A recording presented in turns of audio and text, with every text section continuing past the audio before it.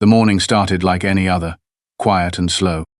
Sunlight slanted through the blinds in stripes, painting the kitchen table in golden bars as I stood by the coffee maker, waiting for the gurgle that meant the first cup was ready.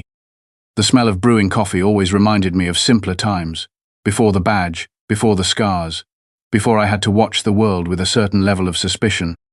But today, at least on the surface, there was nothing to suspect. Just me, the peace of a quiet Saturday morning, and the distant hum of a lawnmower somewhere down the street. My daughter was in the living room, humming to herself, her fingers running along the edges of a puzzle she'd been working on all week. She always started with the corners and worked inward, just like her old man. She was 19 but had the gentleness of someone far younger, not because of her mind but because of the way life had taught her to see beauty in small things. Cerebral palsy had shaped her body, made her speech slower and her steps tentative, but it never managed to dim her spirit. She had a laugh that made neighbors turn and smile, even if they didn't understand every word she said. We lived in a neighborhood that called itself family-friendly in the brochures, with a homeowners association that insisted on manicured lawns, coordinated mailboxes, and holiday lights down by 9 p.m. sharp. The kind of place where someone will wave at you in the morning, then report you for leaving your garbage cans out too long. It had its charm, and its claws. People liked things orderly here, maybe too much. That need for control showed up in the HOA meetings, where folks like Karen Matthews made sure every blade of grass met regulation height and God forbid your child left chalk drawings on the sidewalk. Karen was the self-declared queen of this neighborhood, with her clipboard, her brittle smile, and a voice like fingernails on a chalkboard. She'd filed 3 complaints against us in the last year. One for the access ramp we had built out front for my daughter, one for the therapy dog barking twice in a single morning, and another for the wind chime that apparently disrupted her sense of serenity. She saw herself as a guardian of civility, though most of us saw her as something far less noble. Still, even with all that, I didn't think much of her this morning.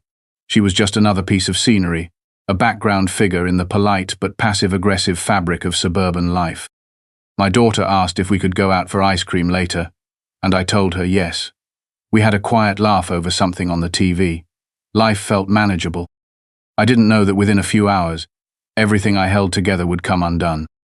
I didn't know that the woman who treated my daughter's presence like a neighborhood nuisance would be holding a gun before the day was over, and I sure as hell didn't know she'd be reckless enough to use it. We were on our way to the farmer's market. My daughter loved the smell of fresh produce and the way vendors let her pick her own apples.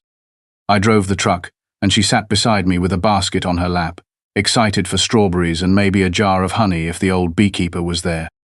The sky was clear, the kind of warm morning that made the town feel like it hadn't changed in 20 years. We turned off our street and headed toward the main road, passing rows of identical mailboxes and those ridiculous solar-lit lawn edges that glowed at night like airport runways. I noticed the black SUV before it happened. It was coming up too fast in the rearview mirror, swerving slightly like the driver couldn't make up their mind whether they were late for brunch or trying to start a fire. I signaled and merged into the right lane, giving them space to pass. But the SUV didn't just pass. It jerked ahead and then cut directly in front of us, forcing me to slam the brakes. My daughter let out a startled yelp, her hands flying to brace the basket. Apples rolled under the dash. I reached out instinctively, not even thinking, just a father's reflex. The SUV stopped short at the next intersection, though the light was green. I gave a quick honk, nothing aggressive, just enough to say, "What are you doing?" That's when the driver's door opened. Karen Matthews stepped out like she was emerging onto a stage.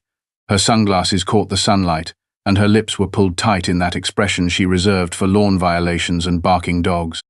I didn't even have time to react before she was marching toward the truck, one hand waving furiously, the other already reaching into her purse. She wasn't yelling words at first, just noise. She pointed at my daughter, then at me, as if we'd committed some great injustice by honking a horn. I rolled the window down partway and told her to calm down, that we had the right of way and she'd cut us off. Her face twisted. She leaned closer and said something about how my daughter shouldn't be on the road if she couldn't handle the real world. She called her a burden, loud enough that the car behind us honked too. That word hit like a slap. I could see my daughter shrinking beside me, shrinking into herself like she used to back when she was a kid, and kids at school said cruel things. I put the truck in park and stepped out. I kept my voice low. I told her to back off, that she was escalating something that didn't need to be a problem. She took a step back, and her hand disappeared into her bag again. My training kicked in. I watched the position of her shoulders, the tension in her neck, the sudden change in her eyes. Something shifted. It didn't matter that we were in public. It didn't matter that she knew me, or thought she did. All that mattered to her, in that second, was power. She pulled the gun out of her purse like she was swatting a fly. There was no warning, no pause for thought. It all happened in a blink. The metal flashed in the sunlight, and before I could say a word, the shot rang out. A single crack, sharp and flat, like a door slamming shut on the world. My daughter cried out and clutched her side. She toppled forward, the basket spilling again, red fruit bouncing across the footwell like bloodied marbles. My breath stopped. I reached for her and shouted for help at the same time, my voice not recognizing itself. Karen stood frozen, gun still raised, like she hadn't believed she would actually pull the trigger.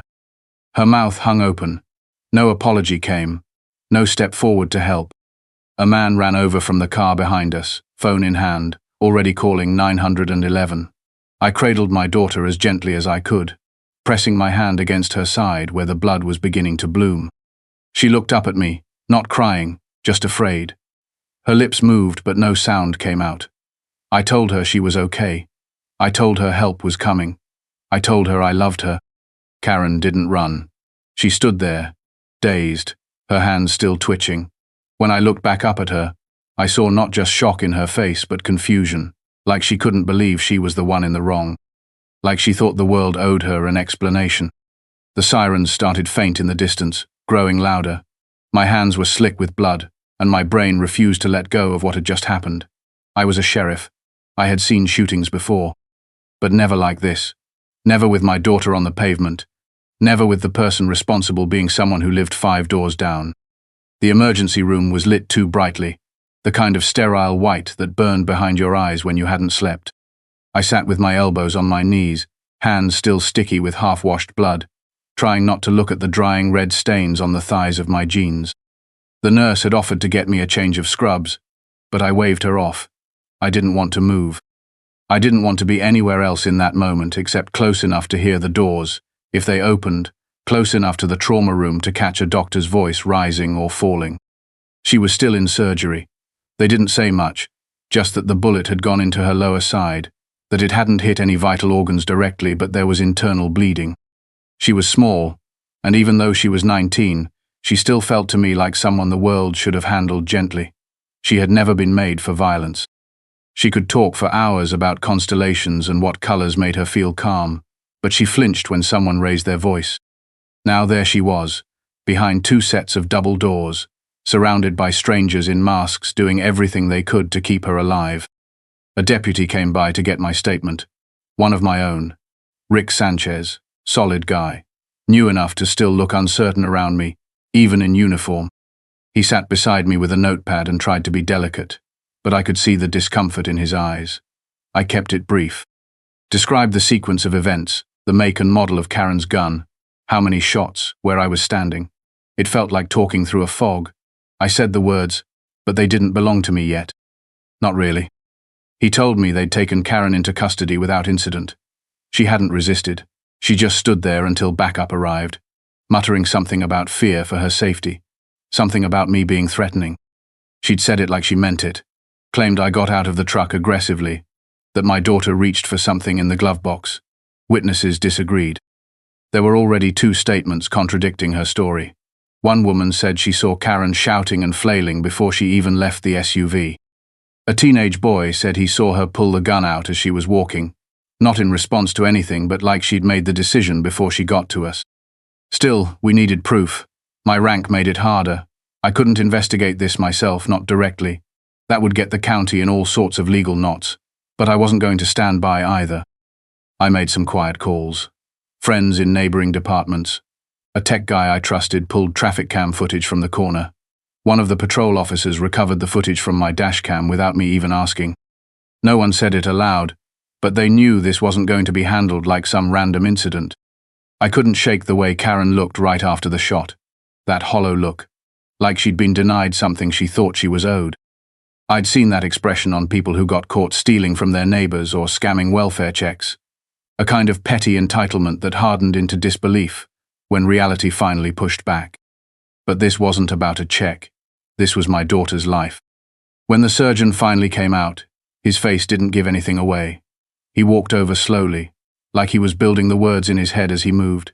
He told me the bleeding had been stopped, that they'd removed the bullet, that she was stable, but they were keeping her under observation.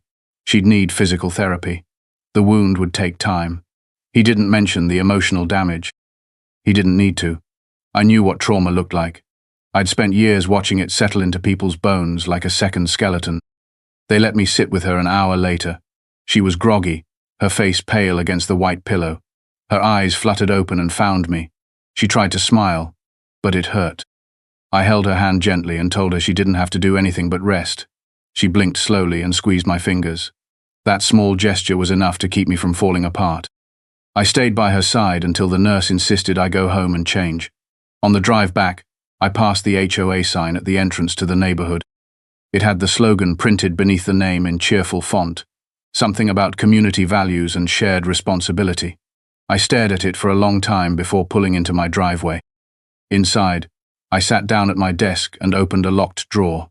I pulled out an old notepad, the kind I used when I worked narcotics. I wrote Karen's name at the top, underlined it twice, and started making notes. I wasn't working this case officially, but I would do everything short of violating the badge to make sure she never hurt anyone else again. Not just because she shot my daughter, but because I had seen women like her slip through the cracks for years. And this time, she picked the wrong family. She moved into the neighborhood about 5 years ago, right after her divorce. The house was too big for one person, but she made it her castle. Fresh paint, new fencing, those ugly stone lions on the porch. Within weeks, she started showing up at HOA meetings with a folder full of grievances and a tone that suggested she'd been appointed by God to fix our neighborhood. At first, people humored her. Then they started giving her exactly what she wanted, which was power. The kind of petty, small-scale authority that feeds people who think rules are more important than kindness. I didn't pay her much mind at the start. I'd dealt with worse behind a badge, but she noticed us early on. She asked about the ramp we installed out front for my daughter, said it didn't match the neighborhood aesthetic. I explained it was medically necessary, ADA, compliant, and permanent. She frowned like I'd just spit on her shoes and told me it would have to be reviewed by the board. The board consisted of her and 2 other people who couldn't tell the difference between enforcement and harassment. The letters started coming every couple of months, first about the ramp, then the flowers we planted in the front yard, then the small wind chime my daughter loved.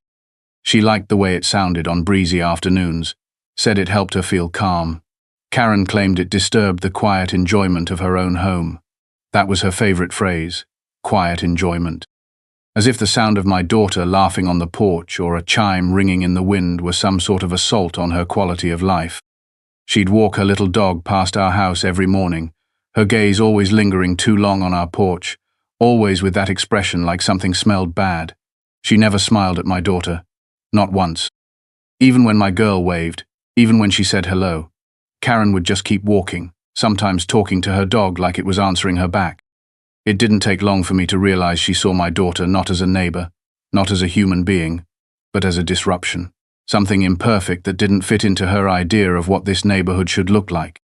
One time, when we had a therapy group over for a backyard session, she called the police, claimed we were running a business out of the house.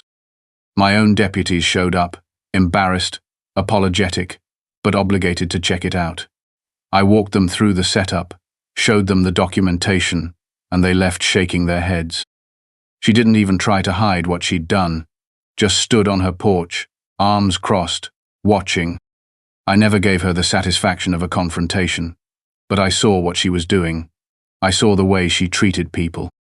There was a black family 3 streets over that moved out after just a year, tired of the complaints.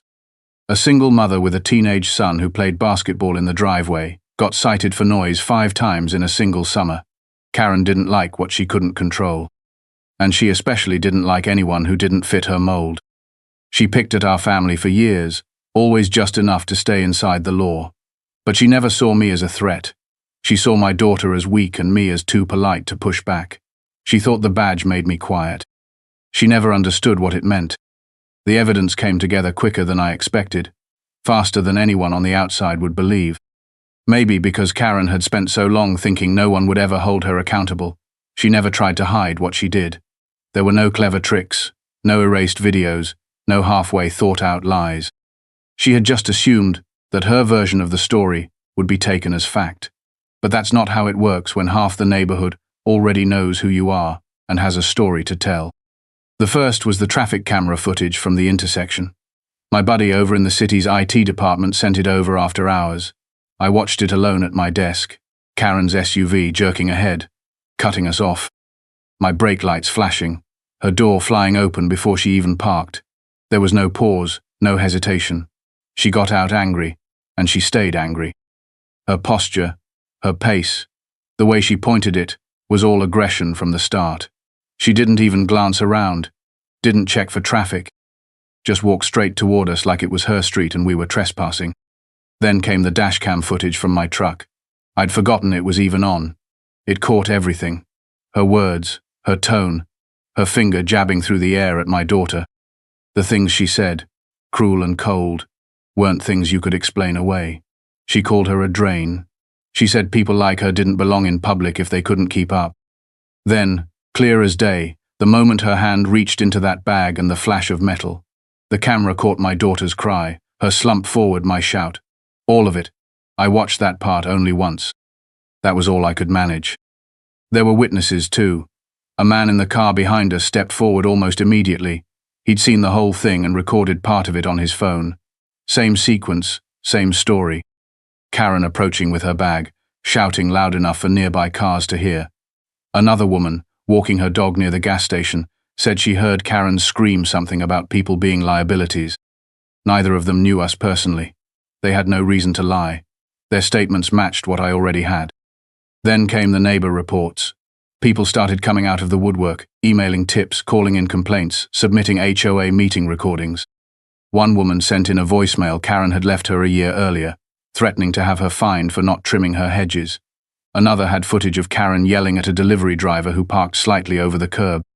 These weren't criminal, not by themselves, but together they painted a pattern. She bullied everyone she could, and no one pushed back because it was easier to ignore her than fight her. Until now. The most disturbing piece came from a family who had moved into a rental house a few streets over. The father, a quiet guy who worked at the post office, had installed a camera on his porch after his mailbox was knocked over twice. He dug through old files and found footage from 3 weeks before the shooting. Karen had parked outside their house late one night, staring at their place from her car for nearly 20 minutes. No confrontation, no incident logged, just sitting there, lights off, watching. That family had a child in a wheelchair too. It became clear she wasn't just someone who snapped in a moment. She had a pattern. She targeted people she saw as different, people she thought made her neighborhood look messy or difficult. My daughter wasn't the first person she tried to make feel small, but she was the first one who didn't step out of the way.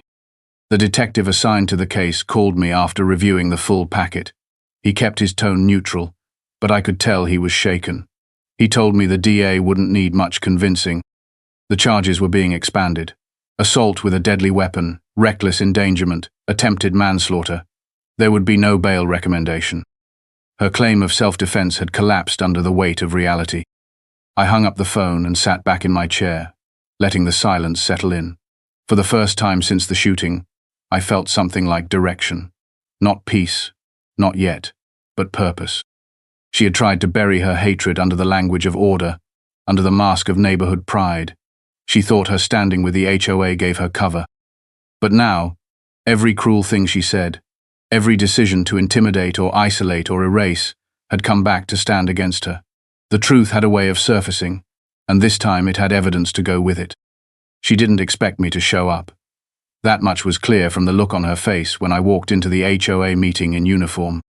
The room was half full, mostly older residents, seated in folding chairs, flipping through printed agendas about tree trimming and mailbox repairs.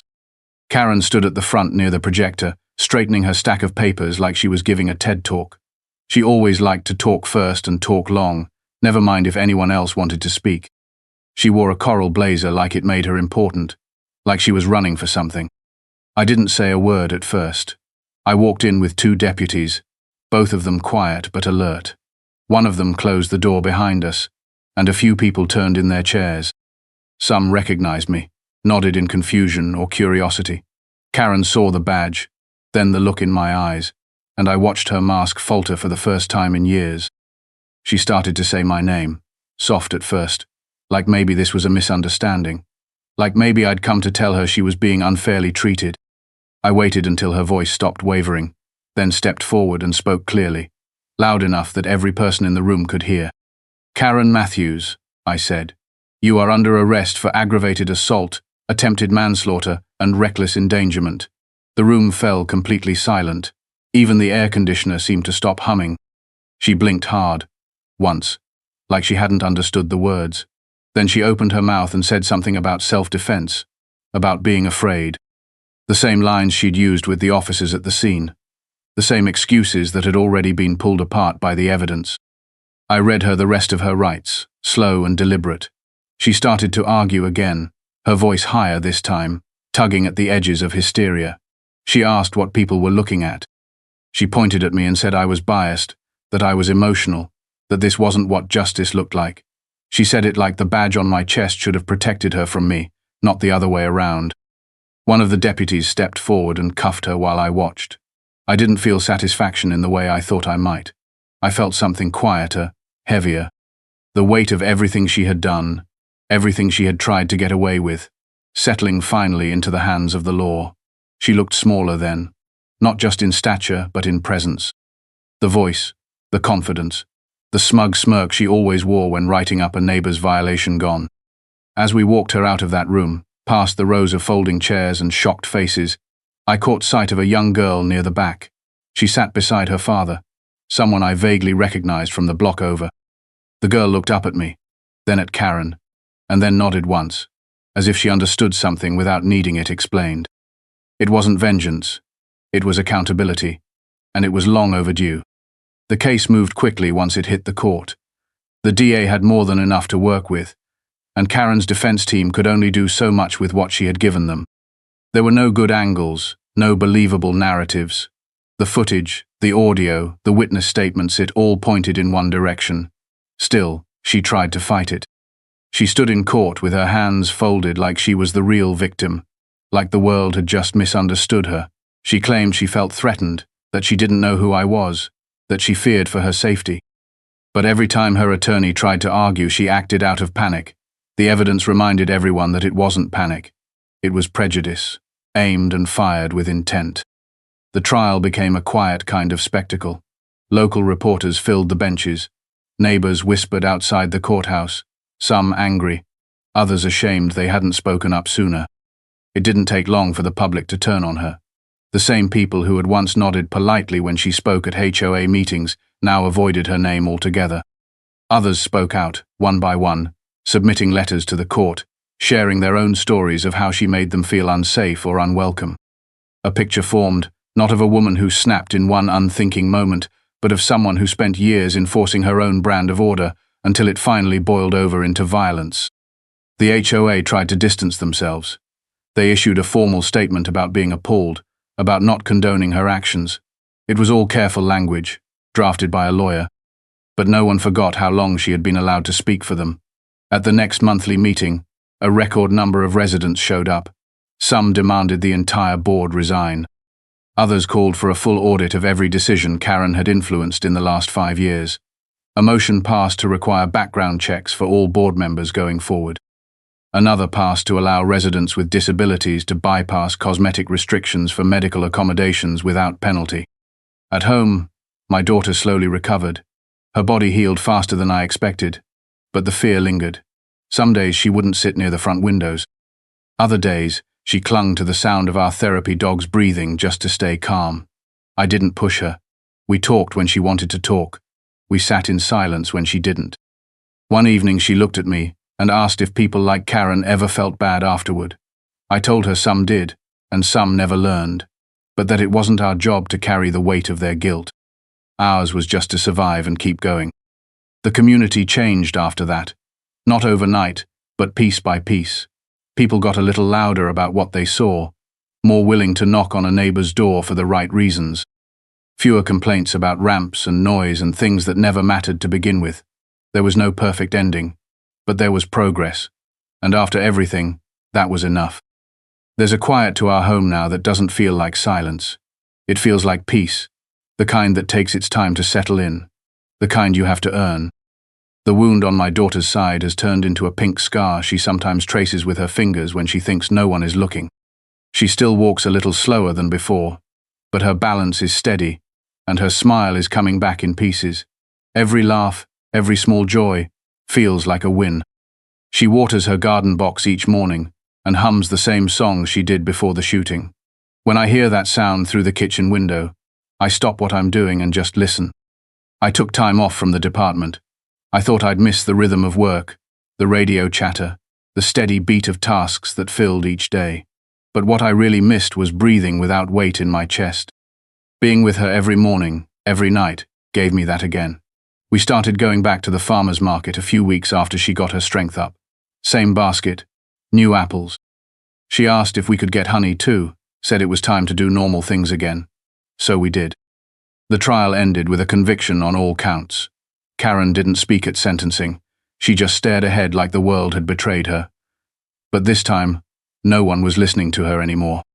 The judge called her actions cold and calculated. The sentence was long. She wouldn't be coming back to this neighborhood. Not to any other, either. People like her, they live in denial until the consequences finally make it through the cracks. A few neighbors came by with meals during those early weeks. Others brought small gifts for my daughter, books, coloring supplies, cards signed by kids and parents alike. It wasn't much, but it mattered. One older man who never used to wave told me he was sorry, not just for what happened, but for all the times he saw her walking alone and didn't say anything. I told him it wasn't about guilt. It was about what he did now, and he nodded like he understood. She still flinches at sudden noises, still avoids certain streets, but she doesn't shrink the way she used to. One evening, we sat on the porch watching the sun dip behind the houses. She looked at me and said she didn't feel broken. I told her that's because she never was. Hurt, yes. Scared, of course, but never broken. I tuck her in every night now, even when she says she's too old for that. I tell her she's safe. I tell her she's strong. And I believe it with everything I've got. Because no matter what came before, no matter how close we came to losing her, she's still here, and so am I.